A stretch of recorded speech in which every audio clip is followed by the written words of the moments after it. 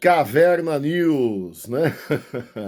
É como eu digo, sempre a realidade nos atropelando e nos fazendo fazer vídeos e falar com vocês. Então, rapidamente, sem maiores delongas, esse vídeo pretende ser curto. A gente convida você a ver os vídeos do período eleitoral que a gente fez aí, pré e pós-eleição, 2 vídeos depois da eleição, 2 vídeos antes, e que você bata papo com a gente em cima daqueles temas que vai trazer para cá. Os temas de hoje, essa semana que termina, antes do feriado de 15 de novembro, são o relatório das Forças Armadas sobre as urnas, né, com aquilo que todo mundo já sabia. O TSE já havia declarado, já foi titulado, todos os 3 poderes.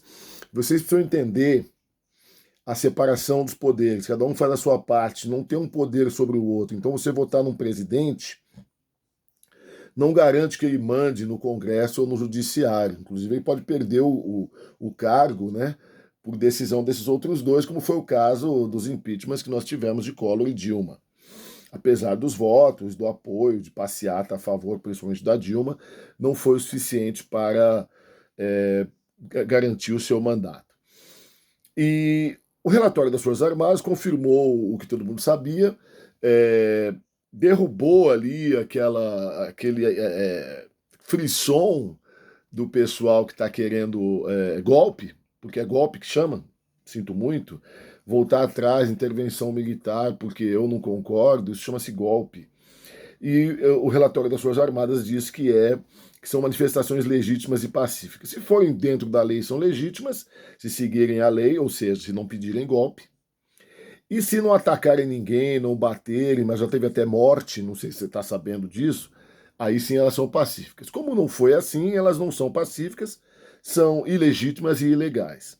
Claro que o exército não iria falar contra o pessoal que está elogiando a eles e batendo palma, até ajoelhando na frente de soldado e de quartel. Bom, porque se ajoelharam até na frente de pneu.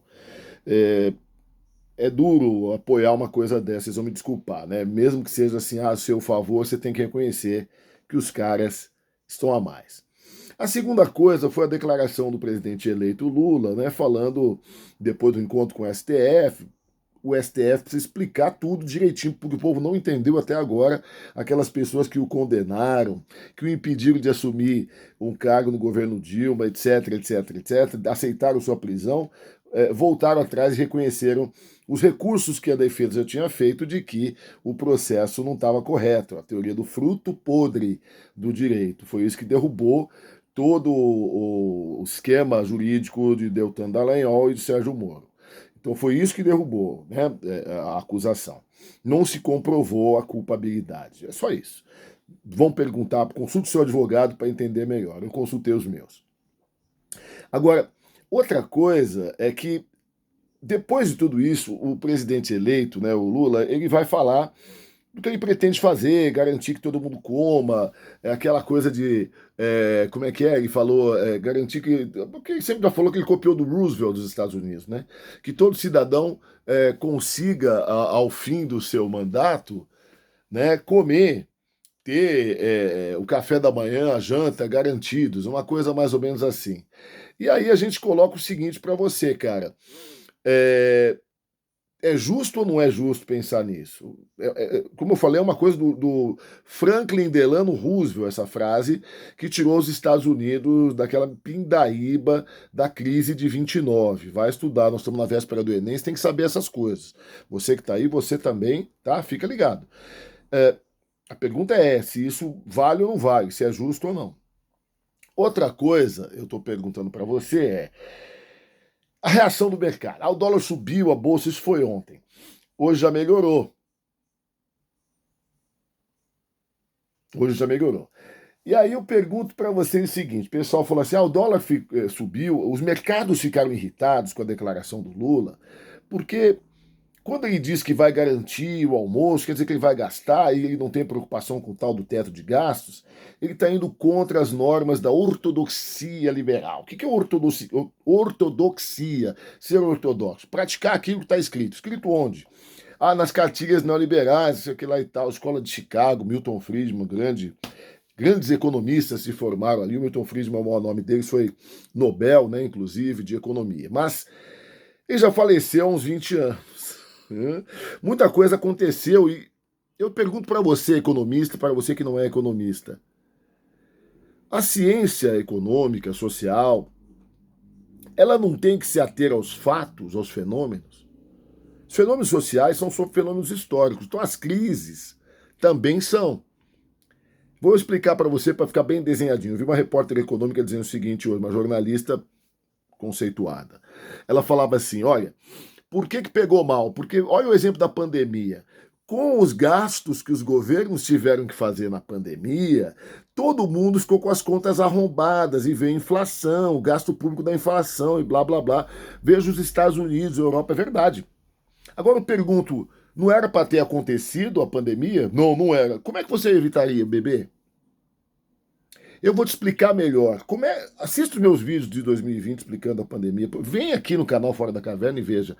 Não seria possível não haver pandemia com o método predatório que nós temos de assalto à natureza para tirar e devolver só sujeira, poluição, multiplicar pessoas em espaços naturais, desmatar, tirar as espécies naturais do seu equilíbrio. O vírus do corona é isso. Ou você não sabe ainda?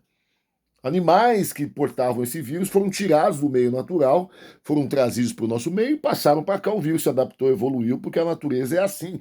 Charles Darwin já diria, e os outros biólogos evolucionistas.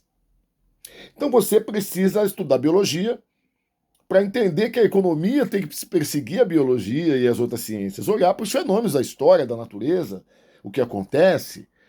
Então não dá para você montar uma teoria econômica baseada só em gráficos e curvas, que a curva tem que vir até aqui, se ela for para lá, estoura tudo e tá errado, não pode ir. Mas a curva vai para lá se houver demanda para isso. E a demanda, ela vem da realidade. Eu explico de novo se você não entendeu.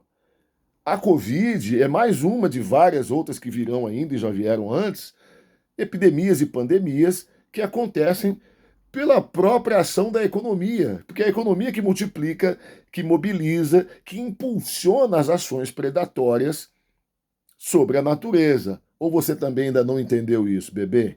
O que é a economia, então? É análise gráfica e número ou é a observação de fenômenos econômicos que acontecem na história e na sociedade? Saia da caverna, pense e reveja o que eu acabei de dizer e entenda. O mercado não sabe das coisas, não sabe nem de economia direito, sabe de gráfico, de percentual, de tendências e números e como isso vira dinheiro no bolso. Mas isso não se resume ao que seja a economia, porque é algo muito maior. Deixa aqui a sua opinião, te aguardo e a gente volta semana que vem com mais um vídeo. Até lá!